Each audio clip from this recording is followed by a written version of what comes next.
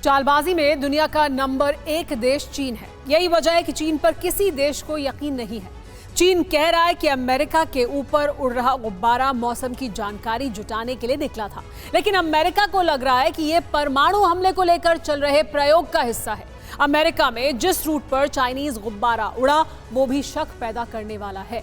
चीन का गुब्बारा शुक्रवार को अमेरिका के मोंटाना शहर से 60,000 फीट की ऊंचाई पर उड़ रहा था। इस इलाके में एयरफोर्स की मिसाइलों और बैलिस्टिक मिसाइल की विंग भी है।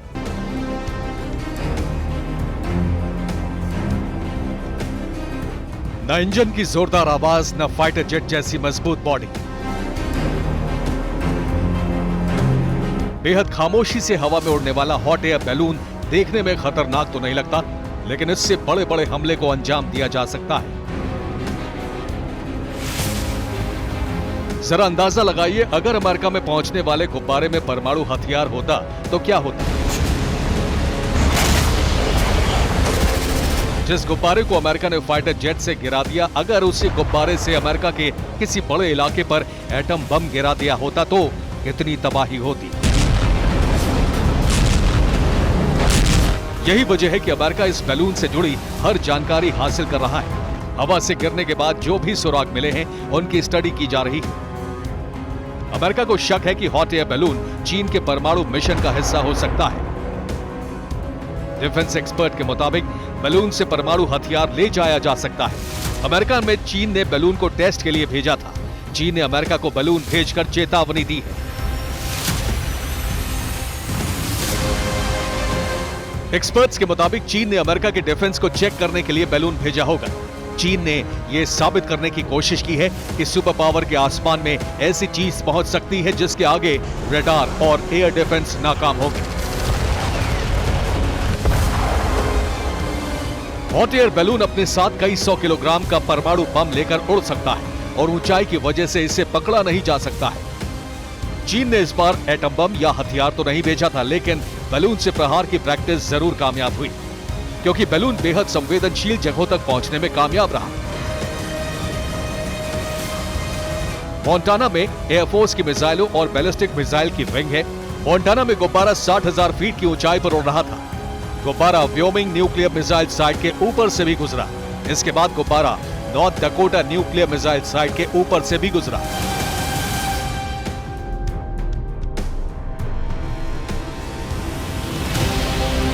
चीन का गुब्बारा वैसे इलाकों के ऊपर पहुंचा जिसकी सुरक्षा पर अमेरिका भारी भरकम खर्च करता है, लेकिन गुब्बारे के आगे अमेरिका लाचार था। अब आप अंदाजा लगा सकते हैं कि अगर अमेरिका ने इन साइट्स पर गुब्बारे से बम गिराया होता तो सुपर पावर को कितना बड़ा नुकसान होता और तबाही कितनी बड़ी हो सकती थी। गुब्बारे से अटैक करना कोई नई बात नहीं है। दूसरे विश्व युद्ध में जापान इसका इस्तेमाल कर चुका है। अमेरिका के ओरेगॉन में गुब्बारों से बारूद बरसने की वजह से 6 लोगों की मौत हुई थी। अमेरिकी डिफेंस एक्सपर्ट के मुताबिक चीन ने भारत में भी जासूसी के लिए गुब्बारा भेजा था। जनवरी 2022 में भारत के सैन्य बेस की जासूसी हुई। चीन का गुब्बारा अंडमान निकोबार के ऊपर मौजूद था। जून 2020 में जापान के ऊपर चीन का जासूसी गुब्बारा पहुंचा था।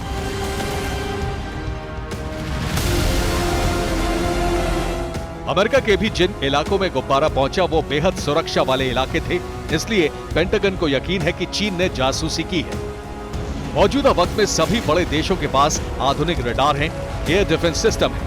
ऐसे में हॉट एयर बैलून एक सटीक हथियार साबित हो सकता है। गुब्बारे में हीलियम गैस होने की वजह से ये आमतौर पर जमीन से 80,000 फीट से 1,00,000 फीट की ऊंचाई तक उड़ सकते हैं। सोलर पैनल लगे होने की वजह से ये कई दिनों तक उड़ सकता है। गुब्बारे काफी अधिक वजन उठा सकते हैं। कैमरा, रडार, हथियार सब कुछ उठाकर उड़ सकते हैं। यही वजह है कि अमेरिका ने इसे बहुत बड़ा खतरा माना है और गुब्बारे से निपटने पर नए सिरे से शोध की शुरुआत भी हुई है। Bureau report, TV9 Bharatvarsh.